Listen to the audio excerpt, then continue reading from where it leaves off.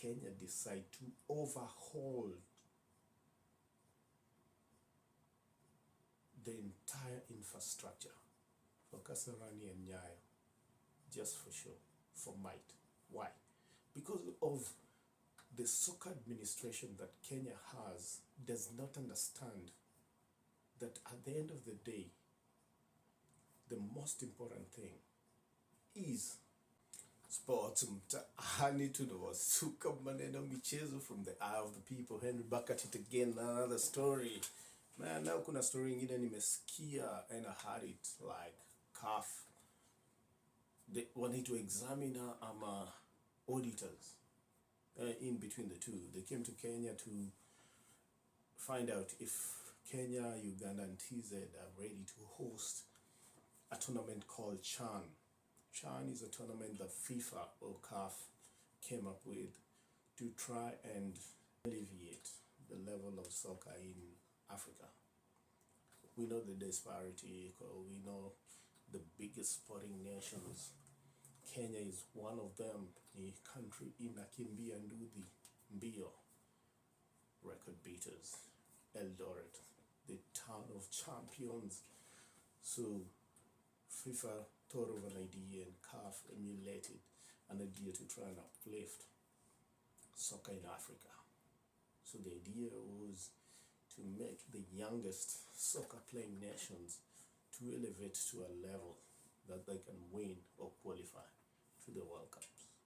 So they created a tournament in Naito CHAN, and this CHAN is a tournament for local playing professionals to participate in a regional tournament that can showcase the scale that is being developed. So Kenya was given an opportunity, and Uganda and TZ to host. So there are these professionals who are brought in to try and assess and find out if these nations are ready. The tournament is supposed to begin on February 1st of 2025. And as you know, preparedness is everything. You need to plan and make sure if at all it's happening, it's have to be top notch. So the elevators or adjudicators or whoever is supposed to come and evaluate or give assessment, they found that Kenya is way back on the plans. Tanzania and Uganda already, they have facilities that are capable of hosting the event. Kenya is slacking back, and the reason being the three main facilities that Kenya showcased and put forward to be event hosts, these facilities are not ready. So they're worried. It brings me to a question. Is Kenya ready to host an international soccer event? I don't know. If you ask me, I'll tell you yes. And why do I say this? Because I know the history of the country and how Kenya can host any international event. Hata Obama alikuja Kenya. Hey, infrastructure Kenya comparison. I've visited Uganda. I've had the privilege to live in Tanzania. If you ask me any day which country is ready, Kenya is more ready. But according to standards, it's not. If you're watching this for the first time, kindly like and subscribe so that every time we release a new video, you're notified. And this is factual. Si mzuri, si dreams, si nini. It's factual. We say it on this channel. We highlight anything good that's happening in the motherland. If something negative or if it's something that doesn't aid in the developmental growth of sports, we run you under the bus. So let's get into it. So there's a verdict that was put out there that Kenya's been given 28 days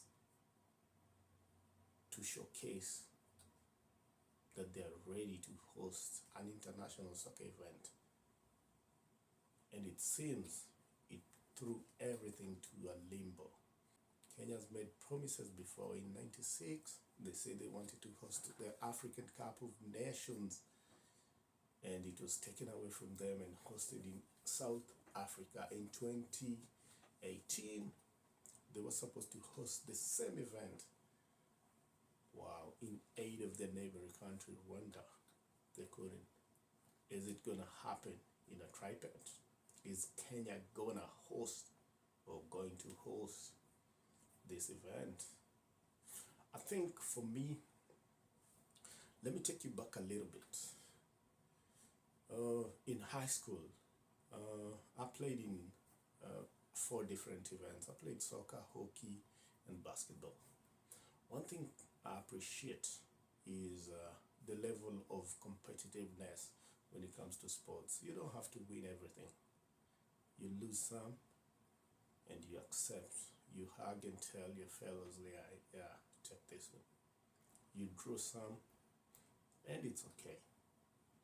But most importantly, one thing I learned was the level of competitiveness and the level of playing.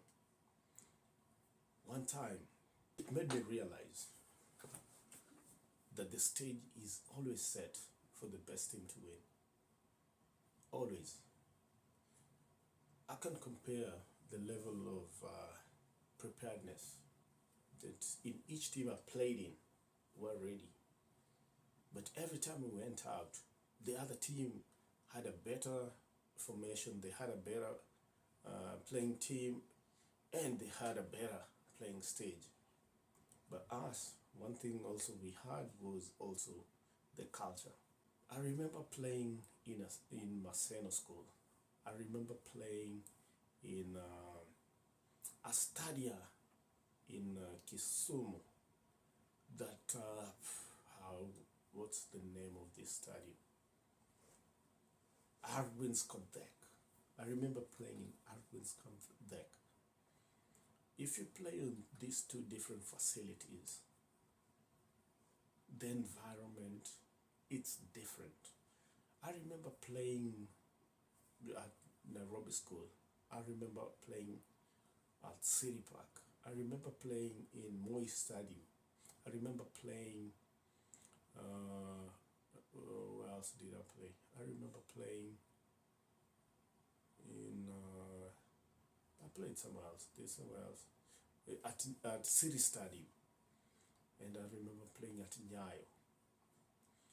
And on different sports. So when you compare the playing environment in all these stadiums, you might have the best team, you might have the best preparation, but the environment you get yourself in is different. And at the end of the day, the most important thing is not even the skill that you showcase, is the field surface and infrastructure that's available to you, and how you quickly adapt to be able to showcase it.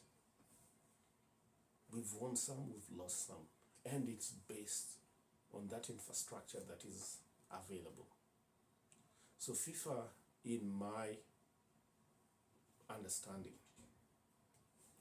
they sat somewhere and thought like, hey, the most important thing is to create a level playing field where any team, regardless of where you're from or how high or low your standards are in terms of facilities, when you get to an international match that should showcase talent, nobody should be advantageous, nobody should be less advantageous. And that's why FIFA came up with a standard to neutralize and make sure that in case there's any soccer event that's being played out there in any nation worldwide, it should meet some basic standards that are supposed to be there. And they are based on 2 simple things: security and safety, basically. When you played in Arwin Kodek Stadium in Kisumu, the facility that's there is very different from the native grass in the equator in Maseno. When you play at the city stadium, then the AfroTurf that was laid was very different with what was at Nyayo. When you go to City Park and you go to Nairobi School, those facilities, they have different standards. I'll give you another vivid example. A few days ago, Nairobi City Thunder qualified to play in the ball. And there are two things that was evident. They played well, and that team deserves every opportunity based on the quality of play and the depth of the skill and assembly of potential players they have. But two things stood out. The two different venues offer two classic examples of what we are talking about. When you're in Nyayo Stadium, the ambience, the closeness to the game, the potential that closeness arose is different from Kasarani. The stadium at Kasarani offers more skillful player to play in a potentially advantageous best structure facility that is available in the country.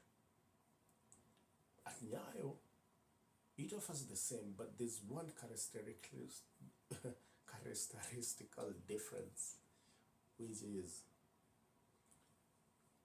what I want to explain today. So FIFA came up with rules for every team to have an opportunity, for every team to showcase the best skill they have, for every team to be able to get an opportunity to represent. There are basic guidelines that has to be made for every game to be most profitable, most secure, most safe, and entertainment or entertaining. And based on this, they came up with a guideline that says that in terms of them for FIFA and every affiliate, which CAF is part of that affiliate, they need to develop a structure, a conducive environment that facilitates or ensures, one, fairness. And that fairness is important in sports. It has to be fair. You cannot train in, let's say, a grass facility. And when you go play, you're put in an AstroTurf facility to play. That alone will compromise the quality of play. So based on that, already one team is advantageous. Number one. Number two, fairness. Every event is supposed to be fair. And this is based on the interest of the viewer. Fairness comes based on how somebody would get into a venue and feel they're treated right before they even sit and start celebrating their team. So if the facility that is hosting an event doesn't treat the viewer right or the fan right, already the perception is compromised. So fairness, then there's the player protection, which is important. And the player protection is based on the turf or surface that is used to play the event. Prone to injuries, is it bumpy, is it smooth, is it the right, are they using the right shoes? Because remember, teams invest on equipment. So when they come to play, is the surface correct for the investment that has been put for the standards, for the shoes that they're using? Because these are long-term investment. For the officials, are they secured? When they make a decision, should they look left and right before they pull the whistle? For the fans, when it rains, like it rained in Shabana the other day, are the fans secure? Or they're trembling, they're just thinking about, hey, why did I come here? So those are big factors that came into consideration on how FIFA makes a decision and the affiliate CAF based on hosting a big tournament. But all these are put down in a guideline that FIFA has that encompasses everything. And it calls the guidelines of how a stadium should be structured, how the perimeter wall, the print stick is supposed to be between where the player is, where the playing surface is, vis-a-vis where the first line of contact is supposed to be, where the medics sit, where the advertisement are supposed to be placed. And what people should remember is media is a big part and advertisement is a big part of the game going forward. You can have a brilliant facility, but if it cannot accommodate media and advertisement, what kind of advertisement? Should you put them on metal bars, or should you have lit banners at the sidelines? Those are some of the basic laws or guidelines that FIFA has put in place to ensure that the ambience in the game nurtures and protects or markets or develops the sport. The roofing is important. Parking sport, how do you ensure that when the fans come in, how they get out, the safety. And some of these venues do not even have that, because how many people would want to drive in and drive out of a venue to watch soccer? So many people. But some of our facilities in locally, they do not.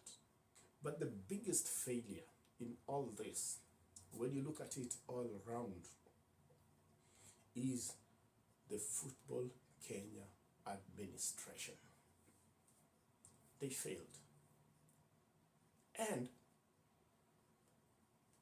I don't want to help people choose who they are electing, but the administration, the current administration failed, because already remember, Kenya has been knocked out from a continental tournament based on lacking a facility that can host an international or continental match. Kenya has always had 3 facilities that can do this. Kasarani has been, Nyayo Stadium has been, City Stadium has been. I've seen an international match played in Mwanza. I've attended an international match played in Arusha. And these are soccer events. I've been to Nambole Stadium to watch an international soccer game. I've been in Dar es Salaam severally. Why did Kenya decide to overhaul the entire infrastructure for Kasarani and Nyayo just for show, for might? Why? Because of the soccer administration that Kenya has does not understand that at the end of the day, the most important thing is accountability. You develop a stadium like Kasarani. How long has it taken? What was lacking in Kasarani that Nambole has, or Uwanja wa Taifa in Tanzania has or don't have? What was important to rip Kasarani out and redo it? Kasarani, the only thing Kasarani lacked was probably the grass or playing surface, and 2, security based on infrastructure where it is, and maybe utilities, in my perspective. But I'm going to talk about this in the next video. If you're watching this for the first time, kindly like, share, and subscribe before we bust the bubble. Let's appreciate and say that in this election on Saturday, vote wisely. This is for the delegates. Vote wisely. Hizo majina mnasema, we'll come back here again. My candidate, Sammy Owino Kempez. Honesty, accountability, knowledge of the game. Give them all take. This is the person, in my opinion, that can build Kenyan soccer. This is Henry, and I'm out. Peace.